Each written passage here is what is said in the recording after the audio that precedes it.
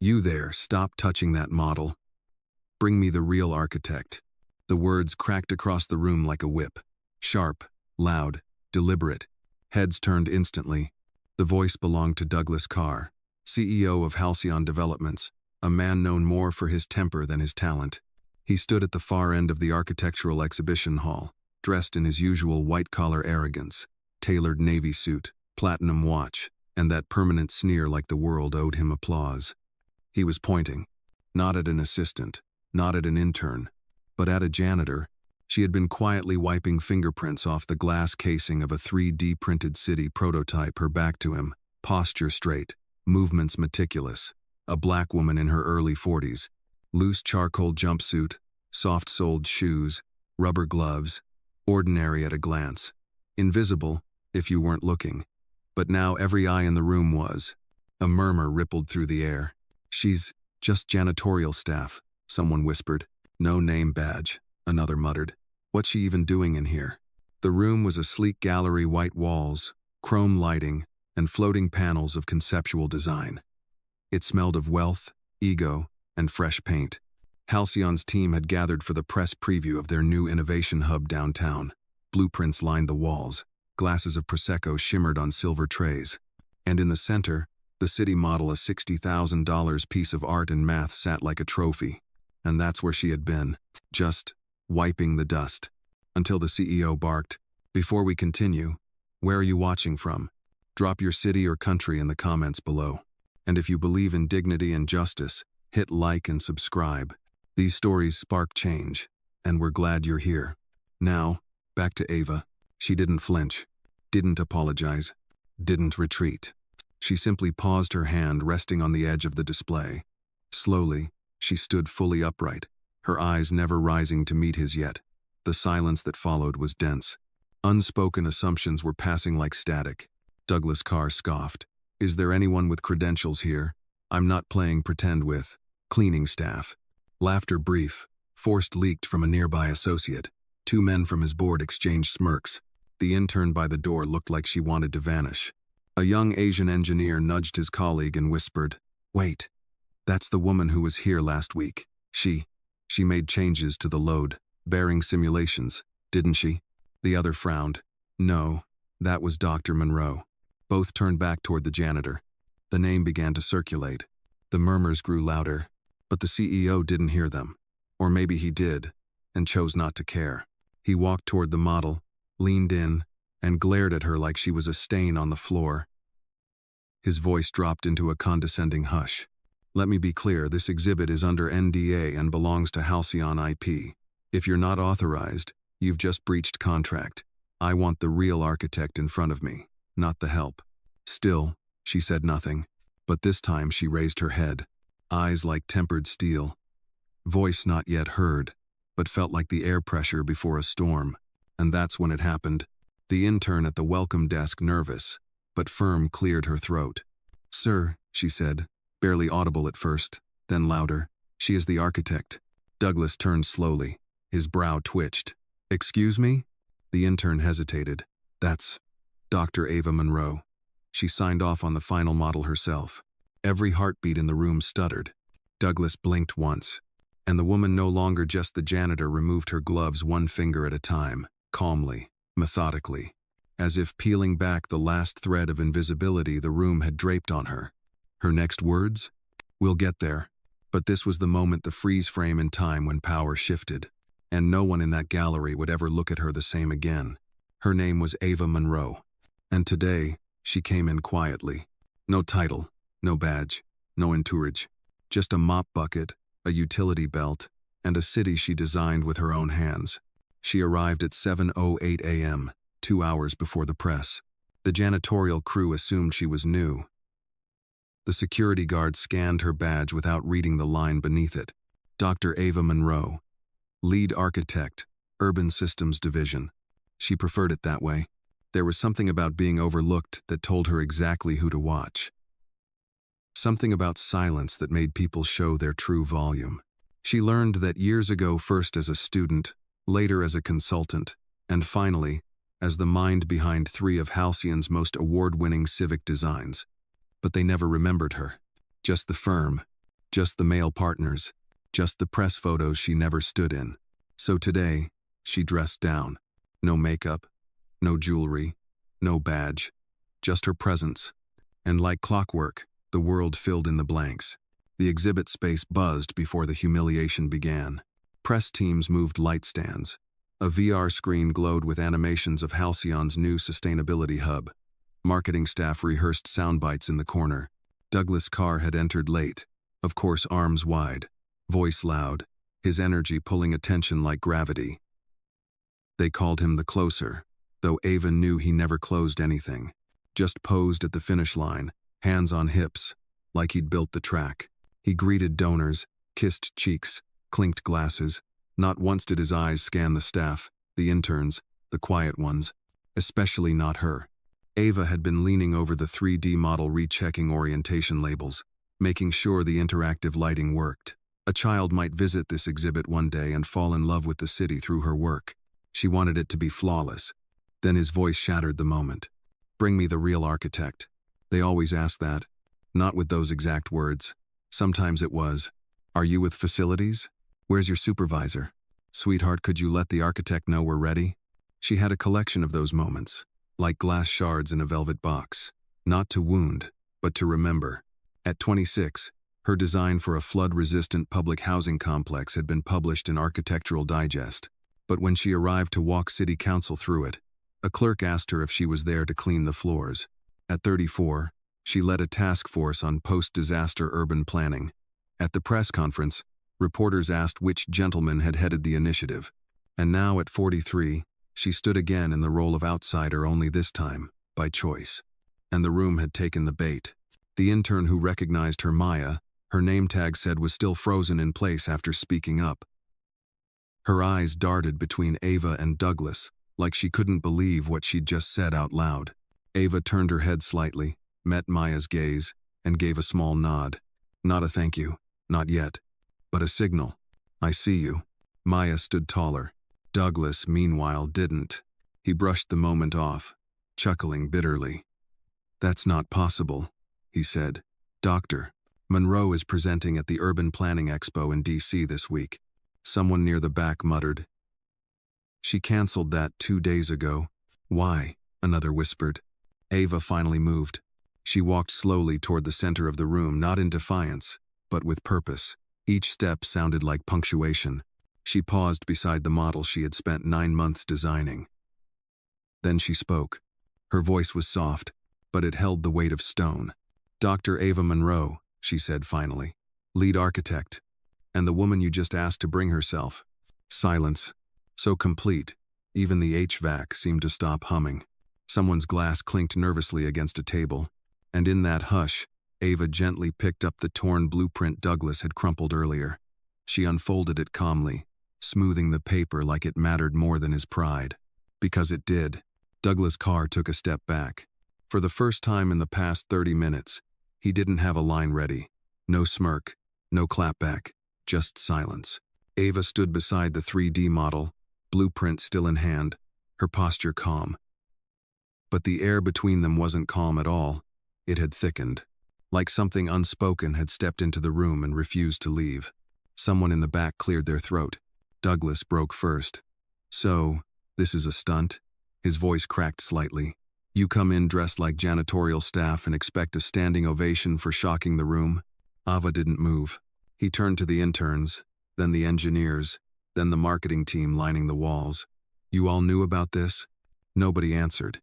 He raised his voice. "I said, did anyone know she was here?" Maya, the intern who had spoken earlier, tried to reply. "Sir, we didn't know she came in under standard staff clearance." "You," Douglas barked, pointing at her. "You're fired." Maya flinched, but Ava spoke. "She's not." Her tone wasn't loud. It didn't have to be. Just 4 words and the temperature dropped. Douglas turned back to her. "Excuse me?" "She's not fired," Ava repeated, "because you don't get to fire anyone today."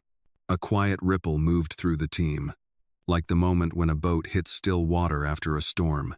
From across the room, a senior engineer, Jason, mid-52nd, gray streak in his beard, stepped forward. "She's right," he said.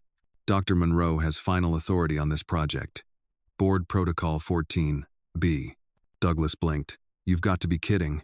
She's the one who brought this project back to life after your failed pitch last year, Jason continued, voice steady. She's the one who secured zoning, reworked the entire South Quadrant, and personally negotiated with the city over transit integration. Maya whispered almost reverently. That was her? Jason nodded. Douglas's face reddened. You're all out of line. This is a corporate showcase. And this is not how leadership presents itself. He pointed again at Ava. You dressed like help. You misled everyone in this room, she replied, finally lifting her gaze fully to meet his. No, she said. I showed them the part of me you always ignore. A nearby marketing lead, Vanessa Liu, 32nd, arms folded, suddenly cut in. Honestly, I thought she was with design review. She's been walking this room for 2 days fixing what you missed. Someone else added. She saved us from a lighting disaster in the model setup. Didn't even take credit. Another. She corrected the elevation error in the core diagram. The room turned not against Ava, but around her. Douglas saw it. He knew the tide was shifting. Desperation crept into his voice. We're not doing this. We're not turning this into a circus over one woman's ego trip. Maya took a step forward. She didn't make a scene, the intern said. You did. Her voice was quiet, but the kind that travels. Douglas snapped. Security. The word hit like a misplaced cymbal. Sudden. Shrill. No one moved. Then from the far entrance, someone did. A woman in a black blazer and earpiece stepped into view. Dana Fields, Halcyon's legal counsel. She crossed the floor quickly, heels clicking like a verdict. Dr. Monroe, she said, nodding respectfully. Protocol B has been activated. The board is aware. They're watching the live feed now. Douglas turned pale. What live feed? Dana didn't look at him. Exhibit Hall has silent surveillance authorized by legal for liability protection. This entire exchange is being archived. He looked toward the ceiling, as if the walls themselves had betrayed him. Then Ava spoke again, her voice like tempered glass. I came here to watch the city we built come to life. And instead, I watched you try to erase me in the very room I designed. Douglas stepped back, but Ava stepped forward. Just 1 inch. Enough. The room no longer belonged to him. Not in power, not in presence, and soon not even on paper. Ava didn't flinch, didn't gloat, didn't smile. She just stood there, hands folded in front of her, gaze steady, like she'd rehearsed this confrontation in her head 100 times before. Not for the drama, for the clarity. Across from her, Douglas Carr shifted his weight, his bravado cracking in places only he could feel. The kind of cracks that come not from volume but from silence. And Ava's silence was louder than anything he could say now. The room stilled, then moved all at once. Phones buzzed. Side conversations began in pockets, some whispered, some urgent. A woman from the sustainability team quietly excused herself, muttering, I need to update the investors before they hear this from LinkedIn. The junior architect near the VR screen stared at Ava like seeing her for the first time. I thought she was a consultant, he mumbled. No, someone replied. She's the architect. But Ava didn't bask. She didn't scan for reactions. She didn't soak in the shifting energy like some sudden queen in a conquered room. She bent down, lifted the torn corner of the blueprint Douglas had ripped earlier, straightened the edge with the back of her palm. She didn't need to win the room. She just needed the room to see what it had tried to overlook. Douglas tried again, this time softer, calculated. Look, Dr. Monroe, clearly there's been a breakdown in communication. If you'd informed us, if you'd simply announced yourself. He let the sentence trail like bait. Ava didn't bite. Instead, she stood upright, placed the repaired blueprint on the central table, and finally spoke not to Douglas, but to the room. There's a difference, she said, voice firm but calm, between announcing yourself and having to prove you belong. Someone by the media wall stopped mid-scroll. Dana, the legal counsel, nodded faintly. Her posture shifted from cautious neutral to quiet support. Douglas wasn't finished. You chose this, he said, more defensive now. You walked in dressed like that. You let everyone make assumptions. What did you expect? A pause. Then Ava said almost gently, I expected exactly this. That stopped him. She continued. Because that's what happens when I dress like myself. When I don't lead with a title. When I walk into a space and let people decide who they think I am. She glanced around not accusingly, but plainly. And this morning, not one of you asked. You just watched. From the back corner, someone finally stepped forward. Julian Reyes, city liaison, mid-32nd, Latinx, suit slightly wrinkled from back-to-back meetings, lifted a hand. I'm sorry, he said. He meant it. I was here when you first walked in. I thought you were new facilities staff. I should have said something when he spoke to you like that. Ava looked at him and said nothing, but her silence wasn't cold, it was earned. Julian nodded once and stepped back. The silence that followed didn't feel awkward. It felt awake, like the whole room had finally exhaled. In the far left corner, Maya, the intern, stood straighter now. Her hand no longer trembled. Her phone screen was dark. She hadn't recorded a second of this, but her memory would. Dr. Monroe, Dana interjected gently. Would you like me to notify the board of next steps? Ava nodded once. Hold for now. Then she turned toward Douglas again, slowly. He was no longer glaring, just standing stiff, unsure, trying to map his way out of the wreckage without a compass. And she gave him nothing. Not revenge, not pity, not closure, just silence. And that was the loudest judgment of all. It started with a blink, then a breath, then the soft, electronic click of a phone camera turning on. From the far end of the room, near the refreshment table, a young black man in a gray hoodie stepped forward. He wasn't staff, he wasn't media, he was a student, a scholarship guest invited by the outreach team. He didn't say a word. He simply lifted his phone and pressed record. Others followed. 2 women from the city's zoning department stopped mid-chat. One leaned against the wall, arms crossed, her eyes fixed on Douglas. The other slowly pulled out her phone and began to record, not aggressively, just observantly, like she knew history when it walked into a room. And right now, it was wearing utility boots. Maya, still standing by the model, glanced toward Ava and then raised her own phone, not to post, not to perform, but to document, for proof, for truth. Across from her, the lead logistics officer, Greg Mahoney, early 62nd, white, quiet, stepped forward and whispered, Do we have media clearance for this? Vanessa Liu turned to him. We don't need clearance for honesty. The murmurs weren't angry yet. Just steady, tense, like a low drumbeat under the surface of the room. That's when someone finally spoke. Sir, said the young man with the hoodie, voice clear. Did you really just try to fire an intern for telling the truth? Douglas spun, startled. This is a private event. The student cut him off. So why is your architect in janitor's clothes and you acting like you own her ideas? The room didn't gasp. It inhaled, collectively, and then stood very still. Dana, still calm, stepped forward. He's within his rights to ask that. You attempted to fire someone not under your authority. And from this point forward, everything said in this space is on the record. On whose authority? Douglas barked. Dana looked toward Ava. Ava didn't even turn. She just said, Mine. Then came the shift.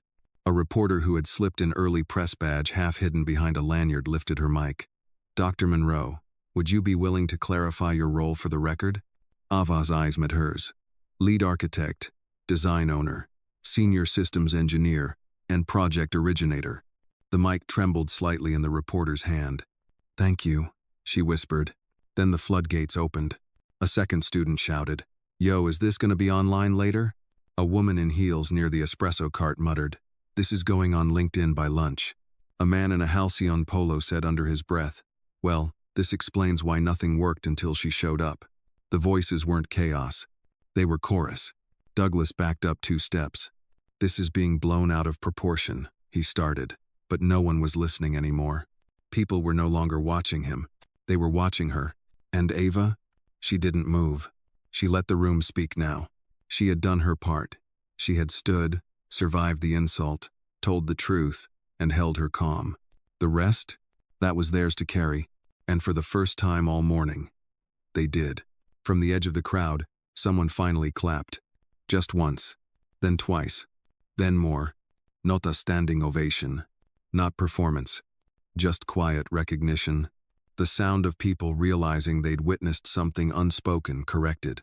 The sound of respect, earned the hard way. Enough, Douglas snapped, his voice suddenly sharp, brittle. This has gone too far. But it hadn't. Not yet, because in a room full of witnesses, denial wasn't strength. It was fuel, and Douglas Carr had just thrown another match. He stepped forward again toward the model, toward Ava, his hands outstretched, as if trying to reclaim authority through proximity. But the room shifted with him, subtly recoiling. His presence no longer commanded space. It invaded it. "Let me be clear," he said, raising his voice over the low hum of murmurs and phone cameras. "This project, this showcase, was never meant to be a political circus. It was a celebration of design, of teamwork. Not optics." That word lingered. Optics. He spat it like venom. Ava didn't blink. But across the room, Vanessa Liu turned and said, just loud enough, "Optics is exactly what got you here." Douglas ignored her. He turned back to Ava, eyes narrowed. "You manipulated this. You dressed like staff. You baited everyone in this room. Why? So you could what, record their reactions? Post some viral moment?" He gestured toward the crowd. "You're not interested in building cities. You're interested in building a narrative." Still, Ava said nothing, because the silence was now her scalpel and Douglas was dissecting himself with every word. "That's enough, Doug," came a voice from the back. Heads turned. It was Marshall Klein, chief legal officer. Silver hair, no nonsense, flown in that morning for the investor Q&A. He was holding a tablet, and on that screen, the exhibit hall feed. Douglas stiffened. "Marshall, stay out of this." But Marshall didn't. "I just reviewed the security footage. From the moment Dr. Monroe entered the building at 7:08 a.m., she was stopped twice. First by the event coordinator, then by building security. Each time, she showed ID. Each time, she was ignored." He paused. "Each time you walked past her." Douglas opened his mouth, closed it again. Marshall turned the tablet around and held it up for the room. The paused frame showed Ava standing alone in the hallway, badge in hand, staff walking past like she didn't exist. "Explain that," Marshall said. Someone from marketing whispered, "He can't." Ava, still standing by the model, gently placed the final blueprint back into the display case. She adjusted the angle perfectly, then stepped aside, as if the work, not the war, was still her focus. She spoke without turning. "You didn't see me because I didn't announce myself, and because I didn't match the picture in your head." Her voice was calm, her hands steady, but her presence burned now. "You decided I didn't belong, because you could, because history has made room for that decision again and again without consequence." She finally turned. "But not today." Douglas turned to Marshall. "What are you suggesting?" "I'm not suggesting anything," Marshall replied. "I'm stating facts. Your conduct is now a liability. The board's watching. HR is already flagged. If you continue, this ceases to be a conversation and becomes an incident." Douglas stepped back. He looked at Ava, and for the first time all day, he looked small. Not just in status, in purpose. Still, he tried once more. "So what now?" he asked, bitterness curling in his throat. "You want an apology?" Ava's answer was simple. "Number." Then she paused. "I want accountability." And the room knew that was the difference. Apologies are cheap, but accountability, that has teeth. Douglas didn't move for a second. Then, with the eyes of the entire room pinned to him, he made the worst decision of the day. He walked to the edge of the display table, reached into the model, his hand pushing past the scaled bridges, transit grids, tiny trees, and grabbed the centerpiece tower, the one Ava had designed to anchor the entire civic concept. Then, without warning, he snapped it off the model. The sound was small, a muted crack of plastic and steel, but the effect was deafening. A collective gasp swept through the room. Someone dropped their phone. Ava stood still, her eyes fixed on the now mangled model. She didn't move, but something shifted in the room's oxygen. Like the temperature had dropped 5 degrees without warning. Douglas tossed the broken piece onto the table with a sneer. "Symbolic enough for you?" he said, almost laughing. "That tower was always too idealistic, just like this stunt." He looked around, daring anyone to stop him. No one spoke. Not yet, but they were watching. And this time, they wouldn't forget. Marshall Klein stepped forward, tablet still in hand. Doug, that piece was insured. Do you realize what you've just— Yeah, Marshall, I do, Douglas snapped. I'm ending the fairy tale. This isn't about social justice. It's about control. And she lost it the minute she decided to come in here playing games. He pointed a finger at Ava. She's a fraud wrapped in a good resume. Nothing more. Ava stepped forward slowly. She didn't rush. Her hands never clenched. Her voice didn't rise. But when she spoke, every syllable landed like steel. I didn't come here for control, she said. I came here for the city. For the people who will live in this design, who will walk these streets, who will see themselves in it. She stepped to the model and gently picked up the broken tower. It wasn't just a building. It was a housing initiative, a sustainability core, a youth center. Ugh. She turned to Douglas. You didn't just break a model. You tried to erase a future you couldn't imagine. From the side of the room, Maya the intern muttered under her breath. This is unreal. She wasn't the only one. A woman from the mayor's office whispered to her assistant. We're pulling city partnership. Effective immediately. A man in a plaid blazer media maybe tapped his mic and said, Dr. Monroe, do you want to make a formal statement? But Ava wasn't finished. She took a small pouch from her utility belt, the one Douglas had mocked earlier, and pulled out a second version of the tower, sleeker, reinforced. She placed it quietly into the same spot on the model. It clicked in perfectly. Then she turned toward the room. I always bring a backup, she said simply. The tension in the gallery broke, but not with laughter. With clarity, because now it was undeniable. She hadn't come unprepared. She hadn't come to start a war. She had come to prove one had already been waged. And she had survived it long before they saw the battlefield. Douglas tried one last time. This isn't over. Ava looked at him. And then came the line no one would forget. You're right. It's just beginning. Ava didn't raise her voice. She didn't need to. Instead, she reached for the small comm device clipped to the inside of her utility belt tucked beneath the folds of a jumpsuit no one in the room had taken seriously until now. She pressed once. Beep. Activate Protocol B, she said, her voice low but clear. Full archive authorization. Immediate identity unlock. Route to board. No one knew what that meant. But they were about to. Within seconds, the massive LED wall originally looping flashy renderings of Halcyon's sustainability plans glitched once. Then again. Then flicked over to a black screen, before displaying a single name. Dr. Ava Monroe. Lead Architect. Urban Systems Division. Full board clearance. Active. The room gasped again. Not because of the title, but because of what followed.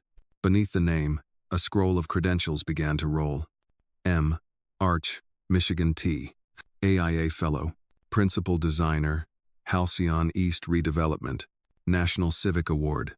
2020. Un Urban Justice Fellow. Project Lead. 17 Public Infrastructure Builds. Primary Donor. Halcyon STEM Pathways Initiative. And at the bottom, Owner. 18% stake. Halcyon Development Holdings. A sound escaped someone's throat. It wasn't a word. It was realization. Douglas backed up, his mouth slightly open. She's a stakeholder, someone whispered. 18%, another echoed. Ava didn't look at them. She walked to the side of the room, where a touchscreen console stood typically reserved for investor presentations. She placed her palm flat on the surface. It scanned. Identity verified. Monroe. A gentle chime.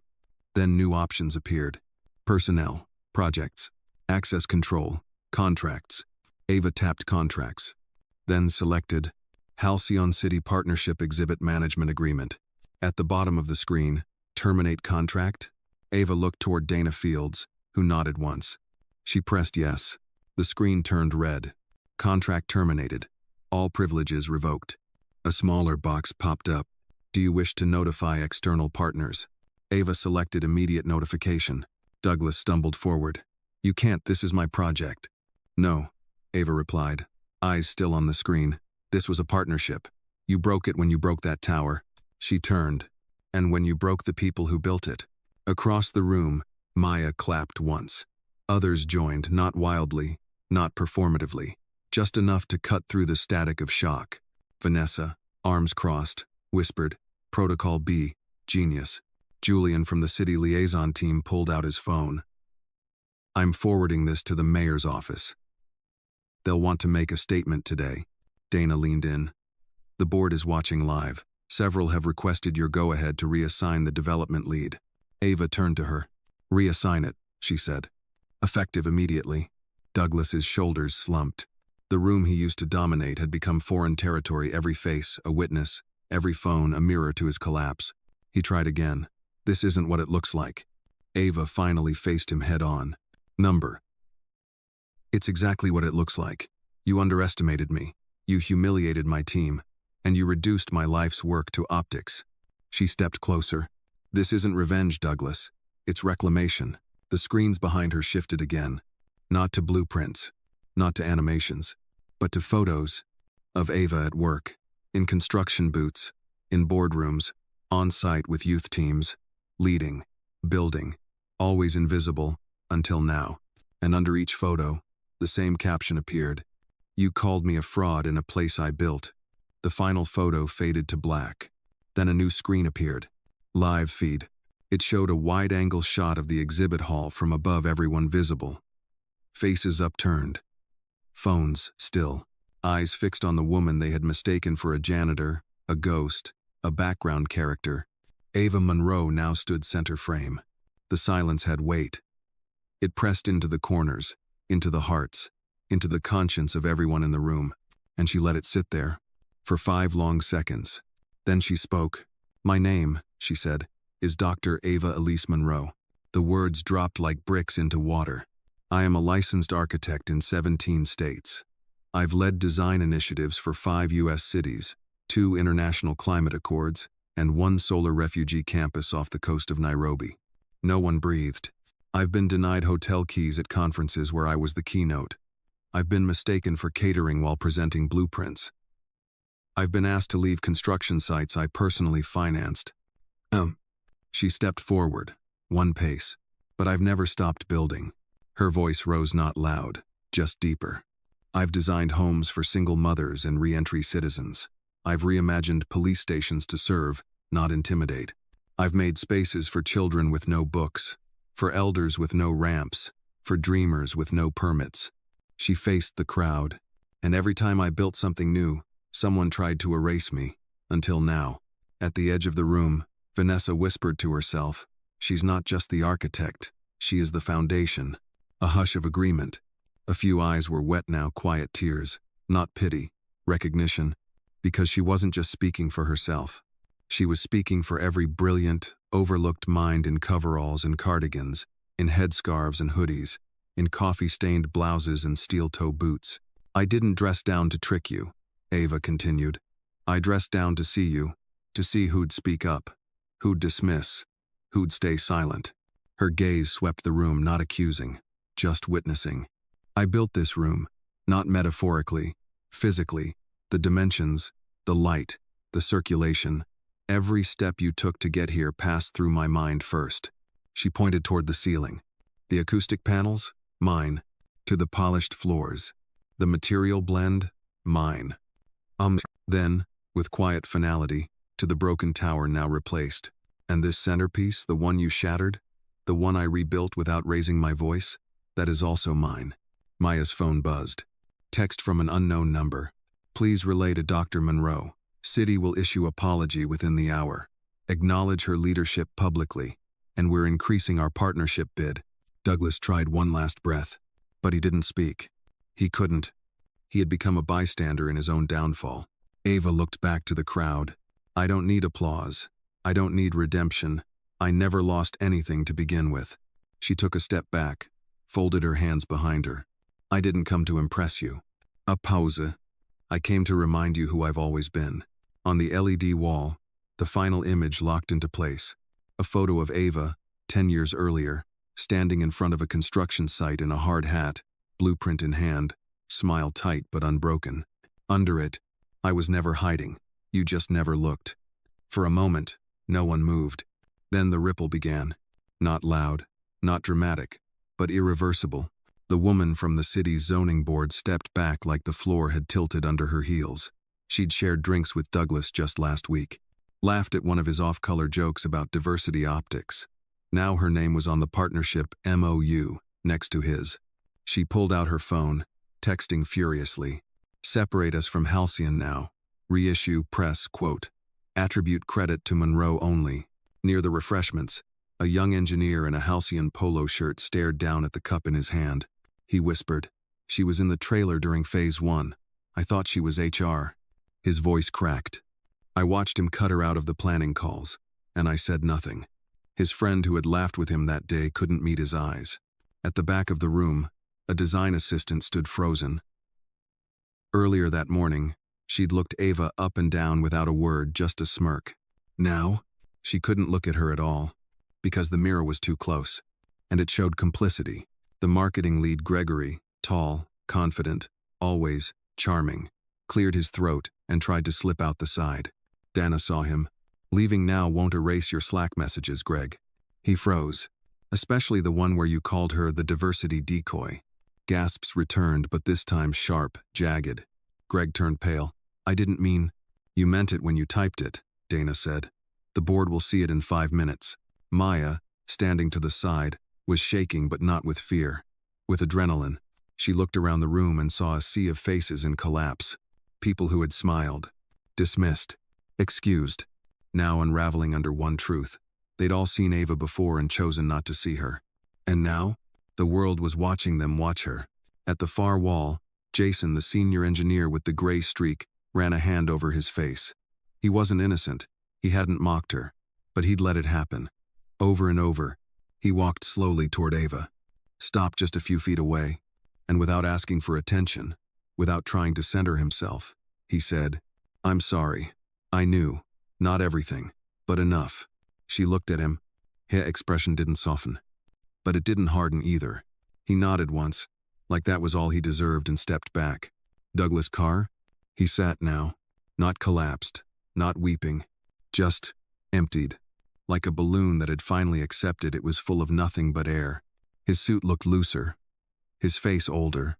He stared at the floor, still blinking, as if reality were a slideshow too fast to follow. No one approached him, not even his assistant. Especially not his assistant. The board, watching live, had already begun issuing orders. Emails were firing off. Assets were being reassigned. His name was being unstitched. Ava stood still through it all. No gloating, no monologue, just presence, because that's all she ever needed. To be seen, to be believed. And now the question wasn't, who is she? It was, who were we when we had the chance to act? Ava stood still for only a moment longer. Then she walked deliberate, quiet steps back to the touchscreen console. Every footstep was a choice. Every breath, a verdict. The gallery had gone silent again, not from awe, but from reckoning, and what came next would define who stayed, who fell, and who got left behind. She tapped into the board dashboard, unlocked now, under her credentials. Her fingertips moved with precision, like she wasn't just navigating a system, but sculpting consequence. First action: revoke project leadership, Carr, D. Confirmed. The name disappeared from the screen. Someone audibly exhaled. Second action: transfer all strategic oversight to Urban Systems Division, Monroe, A. Confirmed. Then came the third. A longer pause. She tapped review partner alignments.